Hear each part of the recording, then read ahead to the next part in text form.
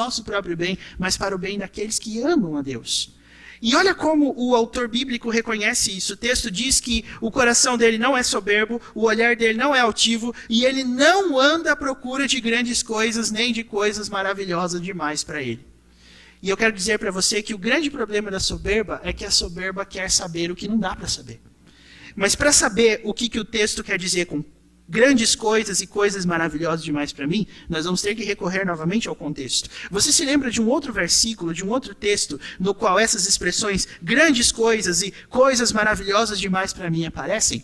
E aí, para que você economize tempo, uma vez que o autor bíblico é o mesmo, que é Davi, no Salmo 131 ele usa essa frase aqui, mas no Salmo 139 ele diz assim, se você quiser abrir aí, está pertinho mesmo, o Salmo 139 vai dizer no versículo de número 5, tu me cercas por trás e por diante, e sobre mim pões a mão. Aí o versículo 6 vai dizer, tal conhecimento é maravilhoso demais para mim, é sobremodo elevado, não o posso atingir. O que Davi quer dizer com isso? Quer dizer que Davi reconhece que Deus é onisciente, mas Davi não quer tentar entender de que forma isso ocorre. Como Deus faz para ser onisciente?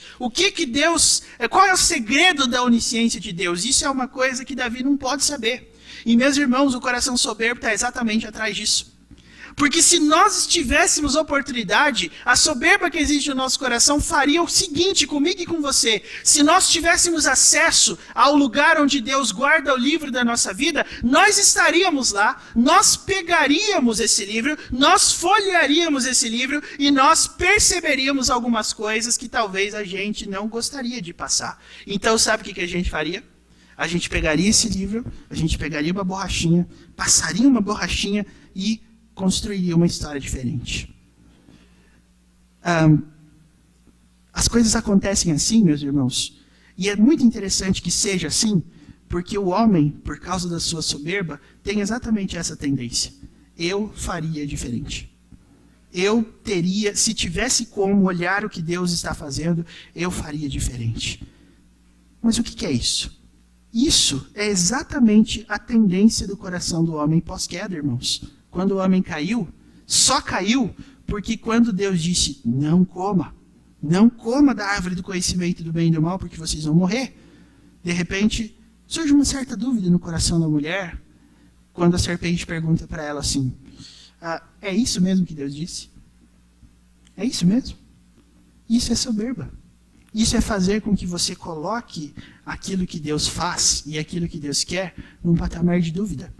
É exatamente isso que o coração soberbo quer. E é exatamente isso que dificulta a nossa espera, irmãos. Nós nos sentimos perdidos em relação a isso, porque a gente não sabe onde Deus quer chegar. Isso torna a espera difícil.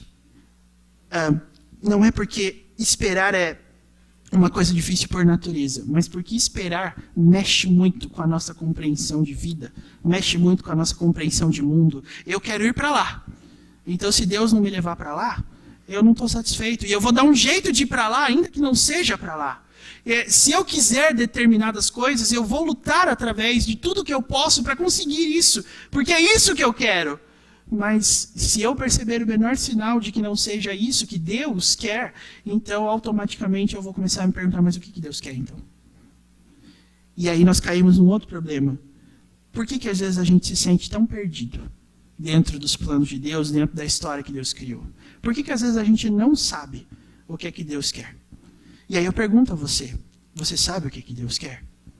Porque esse é o segundo ponto a respeito da espera que está aí no versículo 2. Se no versículo 1 nós aprendemos a respeito da dificuldade da espera, que é justamente a soberba do nosso coração, no versículo 2 nós aprendemos por que Deus quer que nós esperemos. O versículo 2 fala sobre o propósito da espera.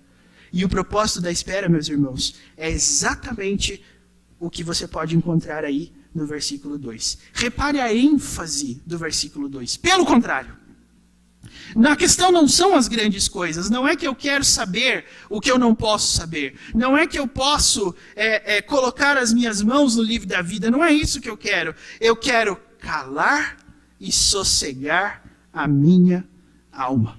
Esse é o propósito da espera. Sabe por que Deus faz com que nós esperemos? Porque Ele tem um propósito em fazer com que a gente se acalme e sossegue. E como é que nós conseguimos sossegar? O segredo desse sossego, meus irmãos, é saber o que Deus quer de nós. E eu quero dizer para você uma coisa: os propósitos eternos de Deus não fazem parte dessa lista de grandes coisas e coisas maravilhosas demais. O propósito de Deus pode ser conhecido e a Bíblia nos fala qual é. Inclusive, quando o apóstolo Paulo fala a respeito de vontade de Deus, de propósitos de Deus, Paulo fala isso em vários momentos das suas cartas, para citar duas de Romanos. Romanos 12:2. Não vos conformeis com este século, mas transformai-vos pela renovação da vossa mente, para que experimenteis qual seja a boa, perfeita e agradável vontade de Deus. Em Romanos 8:28, você vai ver: sabemos que todas as coisas cooperam para o bem daqueles que amam a Deus, para os que são chamados segundo o seu propósito. E aí é o momento em que você, filho de Deus, para. Porque nós, às vezes, na nossa compreensão do que a Bíblia fala e do que Deus fala, nós paramos aqui. Nós reconhecemos que Deus tem um propósito, mas a gente não tem a menor ideia de qual é. E quando a gente vai acalmar uma pessoa que está triste, quando a gente vai acalmar uma pessoa que perdeu alguém, ou uma pessoa que está passando por algum tipo de dor, a gente chega para ela e fala assim: olha, eu estou tentando reproduzir o tapinha nas costas, né? Olha, Deus tem um propósito. Calma que Deus sabe o que Ele está fazendo. Só que isso não ajuda, irmãos. Sabe por que não ajuda? Porque às vezes uma pessoa pode estar tão desesperada que ela pode puxar você pelo braço e falar assim: mas qual é o propósito então? Se Deus tem um propósito, qual é? E esse é o problema que eu quero tentar resolver com você nessa noite. Porque você não pode parar aí. Você sabe qual é o propósito de Deus para a sua vida? Ah, pastor, mas não tem como saber. Como não? Como é que nós vamos esperar se a gente não sabe pelo que a gente está esperando? Por acaso, a espera é algo que a gente faz assim: eu sei que alguma coisa vai acontecer, eu não sei o que, eu não sei quando, mas vai acontecer e eu espero que aconteça. É assim que funciona, irmãos. A Bíblia não trabalha assim, dessa forma. Inclusive, quando Paulo escreve aos Efésios, no capítulo 5, você vai ver lá: procurai compreender qual a vontade do Senhor. Então dá para compreender. A vontade de Deus não faz parte dessa lista de coisas maravilhosas demais para mim. A vontade de Deus é revelada. E a vontade de Deus é revelada, irmãos, para citar Romanos. Você sabe Romanos 8:28 de cor, porque a gente falou aqui. Mas você já experimentou ler o 29? O 29 vai dar exatamente o que você quer. Qual é a resposta do 29? Depois de falar que todas as coisas cooperam para o bem daqueles que amam a Deus, Paulo diz assim no 29, em Romanos 8. Porquanto aos que de antemão conheceu, também os predestinou para serem conformes à imagem de seu Filho, a fim de que ele seja o primogênito entre muitos irmãos. Ou seja, sabe por que o ser humano pode descansar em Deus enquanto espera? Porque Deus está fazendo algo com você. Deus está promovendo as circunstâncias da sua vida para te encher do seu propósito. E esse propósito é moldar você segundo a imagem de Cristo. Deus não está interessado no seu sucesso profissional, quanto Ele está interessado em pegar pela sua mão e caminhar com você em direção à glória eterna. Deus não está preocupado com o tanto de dinheiro que tem ou vai ter na sua conta bancária, como Ele está preocupado em dar a você um caráter santo. Esse é o propósito de Deus. E aí você fala: mas é isso o propósito de Deus? Aí é que está a soberba. Aí é que nós encontramos a soberba. Porque quando nós dizemos para as pessoas: calma, porque isso faz parte dos planos de Deus, isso é importante para que você cresça espiritualmente, isso é importante para que você seja moldado conforme a imagem de Cristo, talvez seja o momento em que você pare, pense e conclua: mas não é isso que eu quero. Mas não é isso que eu esperava. E eu acredito que essa é uma reflexão importante porque, irmãos, o próprio Jesus reconhece que há pessoas no reino de Deus que convivem com as pessoas do reino de Deus e que têm esse tipo de expectativa falsa. É por isso que quando Jesus conta a parábola do semeador, conta a história de 4 terrenos, nos quais apenas um tem a probabilidade de a semente crescer e frutificar. Todos os outros, a semente vai crescer até um ponto e vai morrer. E Jesus, explicando isso, vai dizer assim: o que foi semeado em solo rochoso É aquele que ouve a palavra e a recebe logo, mas os problemas, as angústias e a perseguição por causa da palavra a sufocam. Fazem com que ela perca suas raízes. São as pessoas que, quando percebem que Deus usa o problema, a dificuldade, o momento de escassez da nossa vida para nos moldar segundo a imagem de Cristo, esse é o momento em que as pessoas dizem, mas não é isso que eu esperava. Mas não é isso que eu queria. Mas eu não esperava passar por isso. Um outro terreno, que é o terreno espinhoso, a Bíblia diz que Jesus, explicando isso, vai dizer, esse é o coração que tem amor pelas riquezas, e o amor pela riqueza sufoca a palavra e ela fica infrutífera. É quando Deus começa a mexer em algumas coisas que nós não queremos perder. E a Bíblia não é contra nós termos riquezas, meus irmãos, mas a Bíblia é contra nós colocarmos nas riquezas o nosso coração.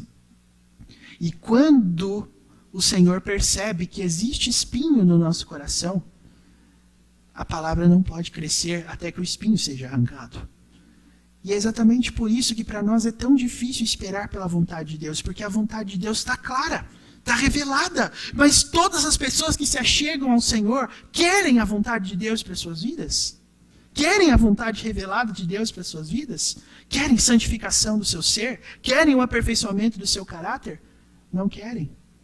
E é exatamente isso que produz, meus irmãos, o que é conhecido hoje como mal do século ou depressão.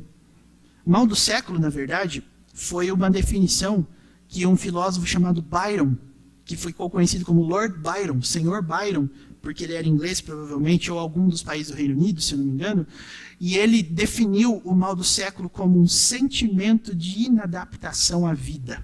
Sabe o que isso significa? Sentimento de inadaptação à vida é quando uma pessoa existe, vive, trabalha, mas não consegue encaixar os acontecimentos da vida dela.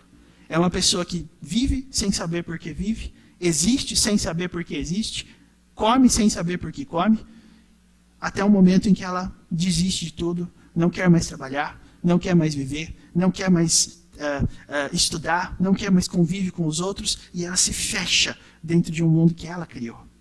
Eu não estou falando propriamente da depressão, mas eu estou falando desse sentimento que é propício para que a depressão surja. Quando eu e você percebemos que Deus vai derrubando cada um dos pedacinhos do nosso castelinho de cartas, meus irmãos. Quando nós percebemos que Deus, através da sua vontade, vai nos tirando dos caminhos que nós estamos ansiosamente trilhando, nós começamos a ficar desesperados.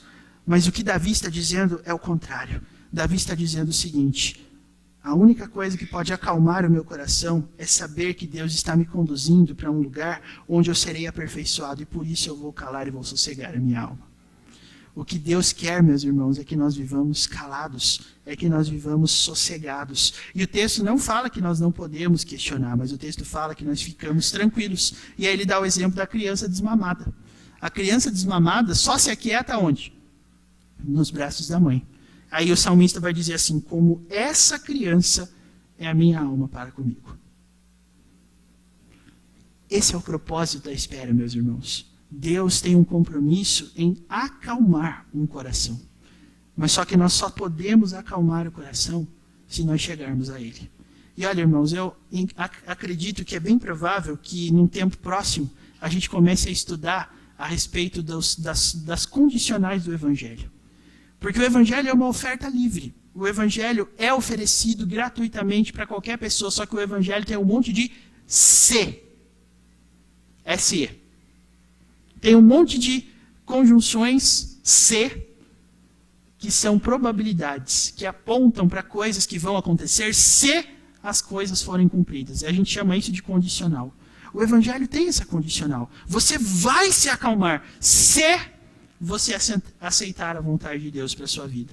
Você tem um caminho para lutar contra a tristeza e para aprender a esperar, se você for uma pessoa que abraça a vontade de Deus para a sua vida. O problema, meus irmãos, não é que a gente não sabe qual é a vontade de Deus, é porque a gente tem outras expectativas quanto à vontade de Deus. O nosso negócio não é ser moldado segundo a imagem de Cristo.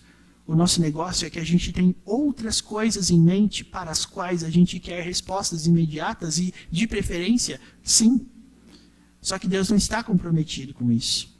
E aqui, não de propósito, ou melhor, não sem propósito, né, mas com certeza de propósito, nós percebemos que o Salmo 131, se você olhar aí em cima dele, em cima do versículo 1, abaixo do título dado pela nossa tradução em português, você vai encontrar uma observação chamada Cântico de Romagem. Você sabe o que é um cântico de romagem? Eram os cânticos entoados pelo povo de Israel que estava indo até o templo em Jerusalém. Ou seja, em que momento esse salmo aqui foi composto? No momento de travessia até o templo. E olha a aplicação que isso nos dá. Qual é o nosso objetivo no caminho para a casa do Senhor? Você por acaso quer compreender o incompreensível?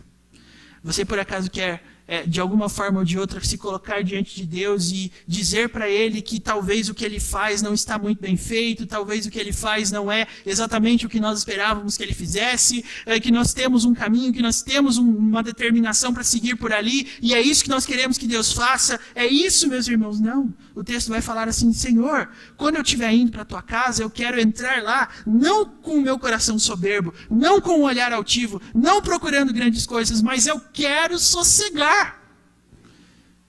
Eu estou procurando a Tua casa porque eu quero ficar tranquilo. Porque eu quero ficar como a criança desmamada que encontrou os braços da mãe. Eu quero que a minha alma sossegue na Tua presença. É isso que eu quero.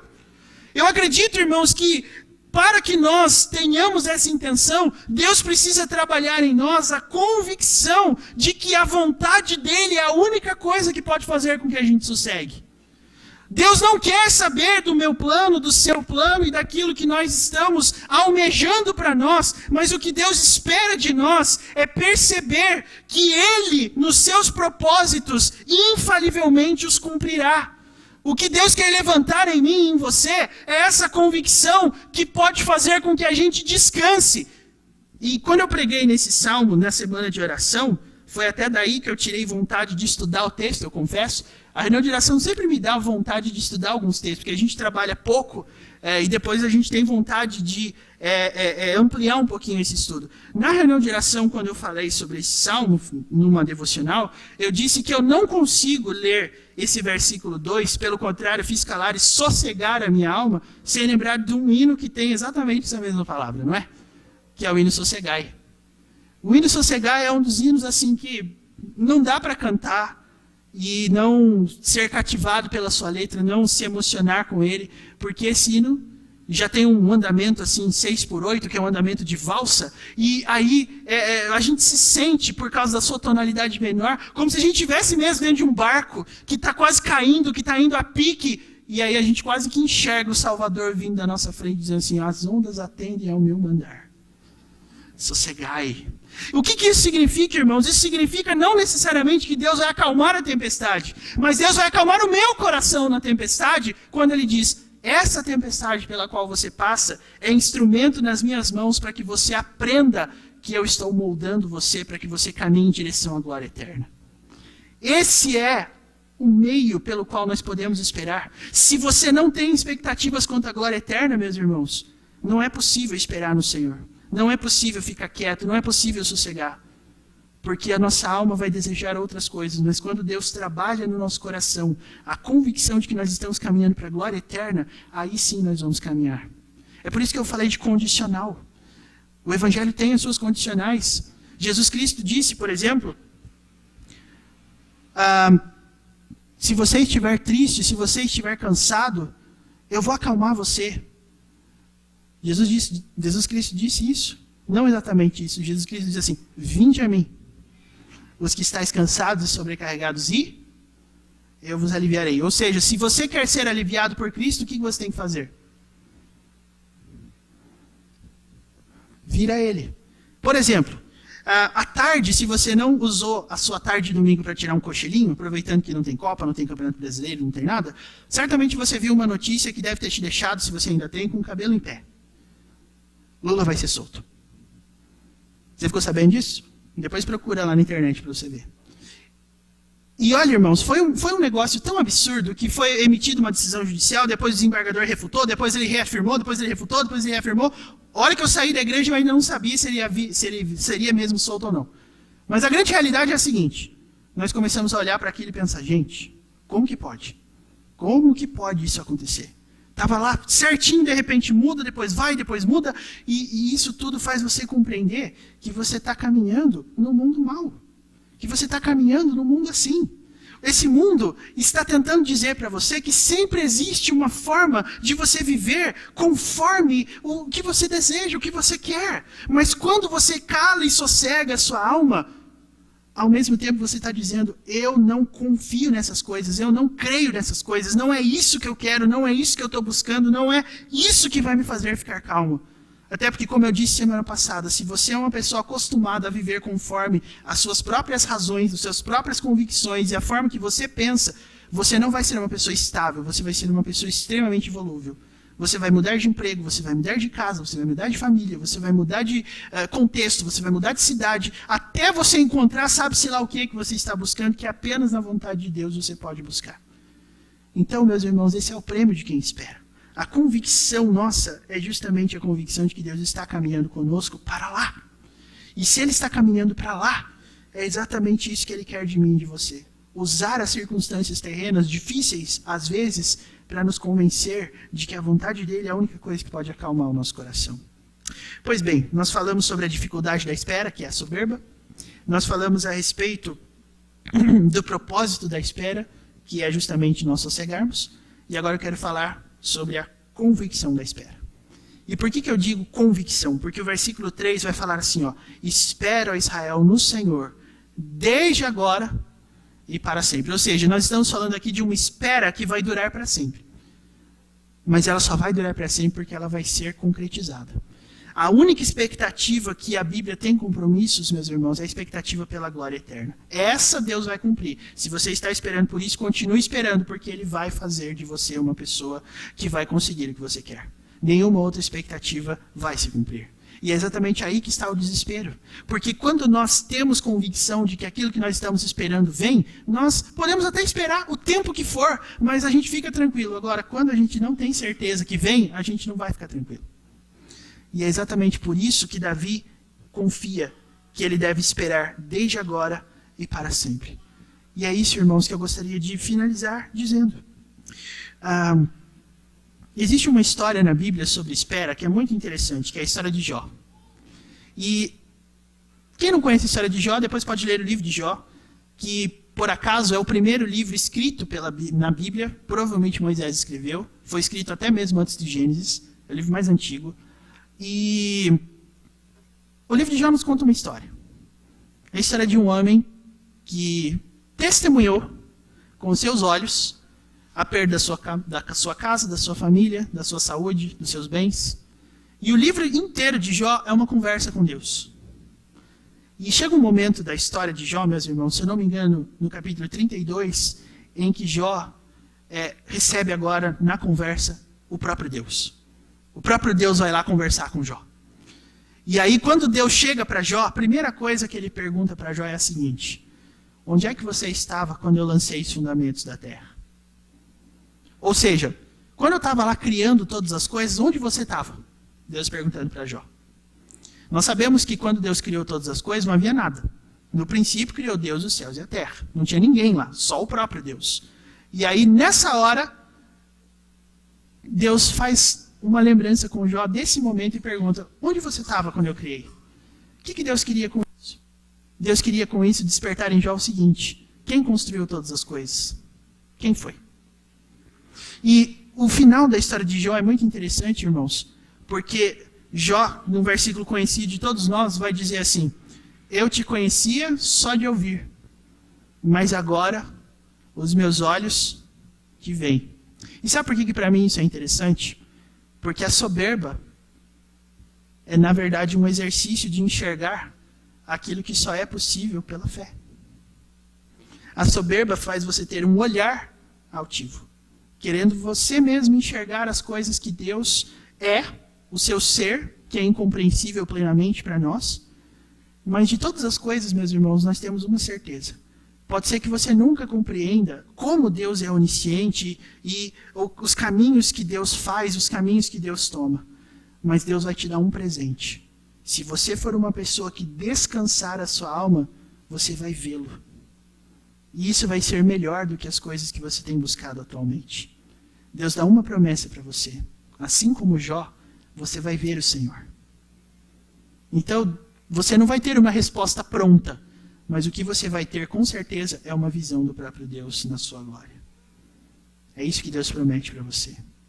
E ontem, na reunião da mocidade, nós pudemos falar um pouquinho sobre isso, e o Juliano fez um comentário que eu achei bem legal. Naquele filme, O Todo-Poderoso, em que Jim Carrey recebe do próprio Deus, que é Morgan Freeman no papel, a tarefa de ser Deus por um dia. É um filme maravilhoso, muito bom. Ele separa o Mar Vermelho, um pratinho de sopa, assim, é o Mar Vermelho dele. O filme tem um monte de brincadeira, assim. Mas uma coisa legal do filme é um momento em que Jim Carrey, no papel de Deus, começa a ouvir um monte de vozes, assim. E essas vozes são orações. E como ele não consegue ouvi-las todas, ele cria um programa de computador para receber as orações como se fosse e-mail. E aí ele tira um dia para resolver aquelas orações, responder, até um momento em que depois que ele responde, acho que 1 milhão e tantas orações, chegam mais 3 milhões de orações, e aí ele pensa, eu vou ficar aqui para sempre. Então eu vou fazer o seguinte, ele dá um comando no computador e responde sim para todo mundo. Todo mundo tem as suas orações atendidas. Sim, sim, sim, sim. E aí, um monte de coisa começa a acontecer ao mesmo tempo, gerando caos na cidade onde eles vivem.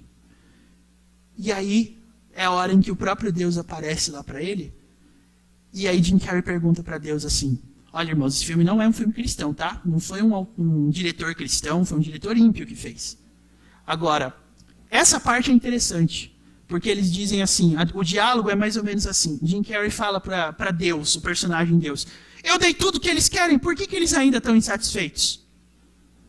E aí Deus responde assim, mas quem disse que eles sabem o que eles querem? Meus irmãos, essa frase veio de um ímpio. Morgan Freeman não é cristão, tá? Mas essa foi a conclusão do filme. Esse filme, portanto, tem uma tendência que é exatamente nós nos sentirmos no papel de Deus em alguns momentos. E esse papel de Deus que nós exercemos é muito em função do fato de que a gente olha para aquilo que Deus faz e a gente pensa, eu faria melhor. Acontece que nós não estamos comprometidos com o propósito eterno da glória eterna. Deus está. E é nesse sentido que ele nos convida a nós nos aquietarmos na presença dele. Meus irmãos, o questionamento a Deus é um questionamento que vai fazer você compreender o seguinte, os planos de Deus são mais altos do que os nossos. Eles não são incompreensíveis, mas eles são mais altos. A gente sabe qual é esse plano. E por isso o meu desejo nessa noite é que você saia daqui convicto de uma coisa. Deus só vai satisfazer o seu coração inquieto, desesperado, angustiado por tantas razões, se você entender por Ele que a única coisa que pode te silenciar é o caminho que Deus está trilhando para mim e para você em direção à glória eterna. Esse é o propósito dele. Por que tanta coisa acontece comigo? Por que determinadas coisas não acontecem? Porque Deus quer levar você para a glória eterna. Porque Deus tem um compromisso com o seu povo. E Ele quer levar todos os seus filhos para lá. Mais do que isso, Ele vai levar. Deus quer que você descanse com essa certeza. Por isso, irmãos, todas as nossas inquietações devem ser postas diante de Deus nessa perspectiva. Nós queremos uma coisa. Deus quer algo muito maior do que o que nós queremos. Então eu quero encerrar fazendo exatamente essa aplicação. Quando você estiver, por exemplo, desesperado por causa de uma pessoa doente, quando você estiver doente, quando alguém que você gosta muito estiver doente, eu acho que orar pela cura é algo essencial. Mas pode ser que Deus não cure. E eu não estou dizendo isso porque eu não quero que Deus cure. Eu quero, mas às vezes Deus não quer curar. E como que nós lidamos com esse fato? Ora, a única maneira de nós lidarmos bem com isso, meus irmãos, é seguindo o conselho de Tiago. Se tiver alguém entre vós doente, faça o seguinte, chame os presbíteros da igreja. Levem esse cara na presença do Senhor. Façam oração de fé sobre ele e ele vai ser salvo. Então o momento de dor temporário vai ser substituído pela doce alegria de um reencontro no céu. A única maneira, meus irmãos, de nós lidarmos com essa circunstância é exatamente focando na glória eterna. A morte vai nos machucar aqui, mas a morte vai ser vencida pelo nosso Salvador. E Ele vai nos promover um grande encontro. A minha lista de encontros no céu é enorme, vocês não têm noção. E não só os personagens bíblicos e os históricos. Eu quero poder conhecer Moisés, Eu quero poder conhecer Jesus, é claro, né? Eu quero poder conhecer Abraão, quero poder conhecer o apóstolo Paulo. Inclusive tem alguns teólogos que dizem, não sei baseado em quê, mas as pessoas, eu já vi um artigo a respeito de Paulo, dizendo que a maneira que ele escrevia, a maneira que ele se portava, a maneira que ele agia, sugeria que ele era um homem de 1,50 m, careca, feio e bravo. Lá no céu eu vou ver se ele vai ser isso mesmo. Mas mais do que isso, meus irmãos, eu não vou me encontrar só com eles. Eu vou me encontrar também com Jonathan Edwards e falar, olha, você foi um puritano que viveu 200 anos antes de mim, mas uma coisa eu digo, o seu sermão, Pecadores nas Mãos de um Deus Irado, mudou a minha concepção de santidade. Eu quero poder conhecer esses autores do passado que já morreram para dizer para eles, o que você escreveu mudou a minha maneira de compreender as coisas. Eu também quero chegar na minha bisavó que eu não conheci, que minha mãe sempre fala, e minha avó também, que é mãe da minha avó, vó da minha mãe.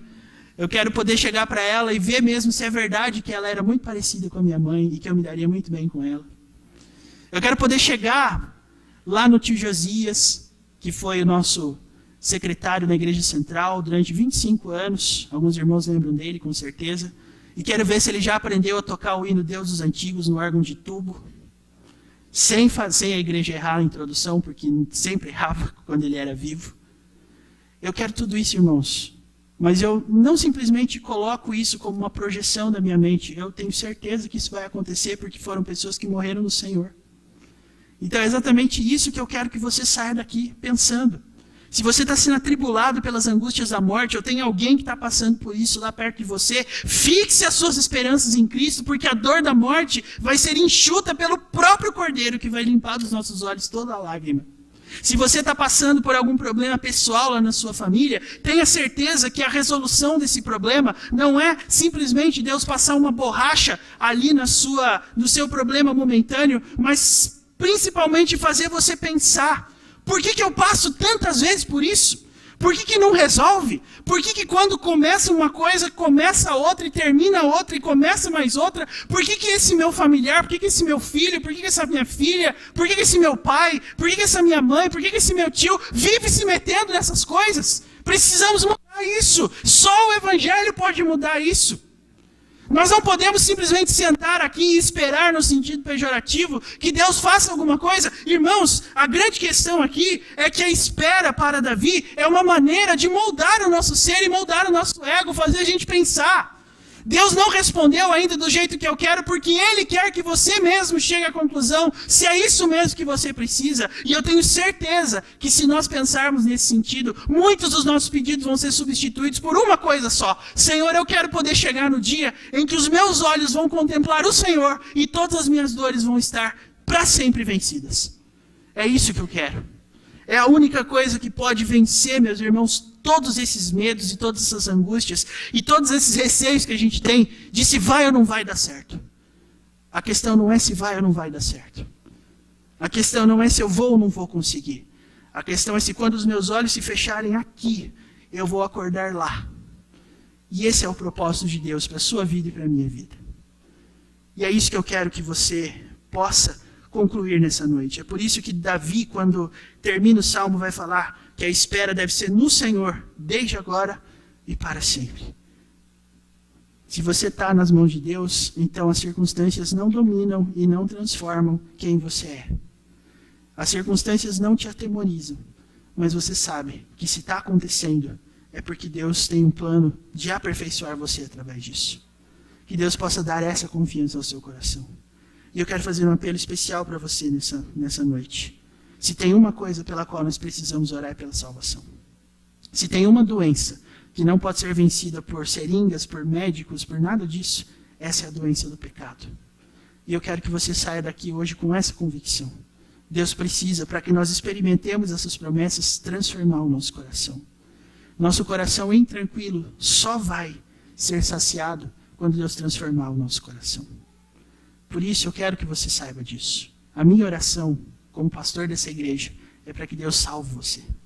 Se você já é salvo, que Deus te mantenha sempre firmado nessa convicção. Se você não é salvo ainda, você vive uma vida intranquila, você não vive uma vida certa, você não vive uma vida convicta, você não vive uma vida sossegada, você realmente está muito agitado.